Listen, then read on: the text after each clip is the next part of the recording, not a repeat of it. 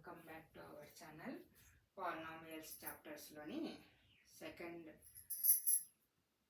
Video. ఇందులో మనం previous వీడియోస్లో పాలినామియల్స్ యొక్క ఇంట్రడక్షన్ తెలుసుకున్నాము. ఈ తర్వాత నెక్స్ట్ పాలినామియల్స్లోని this is also one introduction. Polynomial in one variable. Polynomial in one variable అంటే ఏకచరరాశిలోని బహుపదులు అంటాము.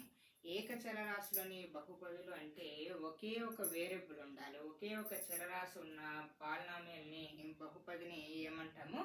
ఏకచరరాశిలోని బహుపదులు అంటాము.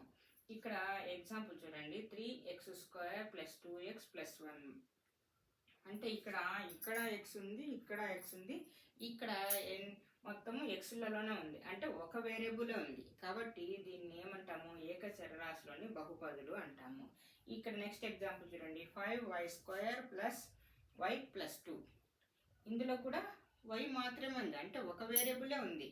ఆ ఒక వేరియబుల్ ఉంది కాబట్టి దీన్ని ఏమంటాము? పాలినామియల్ ఇన్ వన్ వేరియబుల్ అంటాము. 5y² + y + 2. ఇక్కడ నెక్స్ట్ ఎగ్జాంపుల్ చూడండి, ఇక్కడ x² + y. x² + yని ఇక్కడ చరరాశులు ఎన్ని ఉన్నాయి?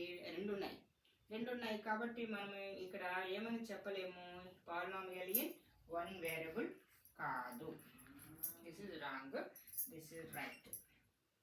పాలినామియల్ ఇన్ వన్ వేరియబుల్కి ఈ రెండు ఎగ్జాంపుల్స్, ఇది కాదు.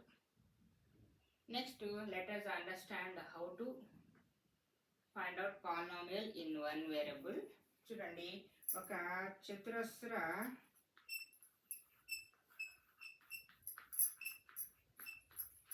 భుజం ఉంది కదా. ఒక చతురస్ర భుజము x అనుకుంటాము. ఎలా ఉంటుంది చతురస్రము? ఇలా square side 4 sides are equal. ఇక్కడ here x, here x, here x. ప్రతి భుజము ఎక్స్గా తీసుకుంటాము. ఇప్పుడు మనకు చతురస్ర వైశాల్యం యొక్క ఫార్ములా తెలుసు.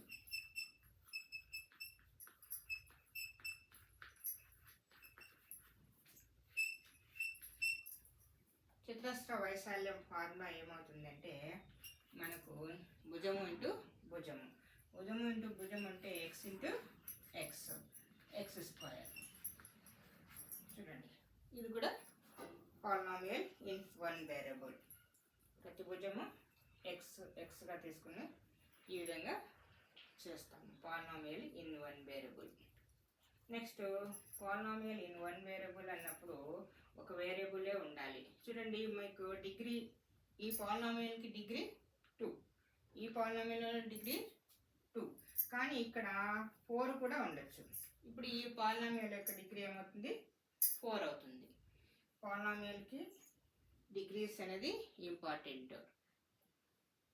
చూడండి, హైయెస్ట్ ఘాతాంకము ఏ పదములో అయితే ఉంటుందో ఆ పదం యొక్క ఘాతాన్ని మనము డిగ్రీగా తీసుకుంటాము.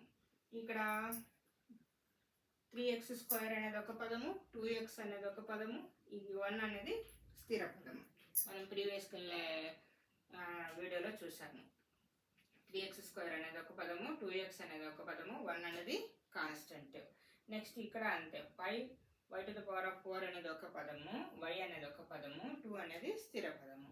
ఇక్కడ నెక్స్ట్ కోఎఫిషియంట్ చూస్తే x² కోఎఫిషియంట్ 3, x యొక్క కోఎఫిషియంట్ 2, y⁴ యొక్క కోఎఫిషియంట్ 5, y యొక్క కోఎఫిషియంట్ ఇక్కడ మనం ఏమీ లేదు కాబట్టి 1 ఉన్నట్టు అర్థం చేసుకోవాలి. y యొక్క కోఎఫిషియంట్ 1, 2 అనేది కాన్స్టెంట్. చూడండి, this is the polynomial in one variable యొక్క introduction. Thank you for watching.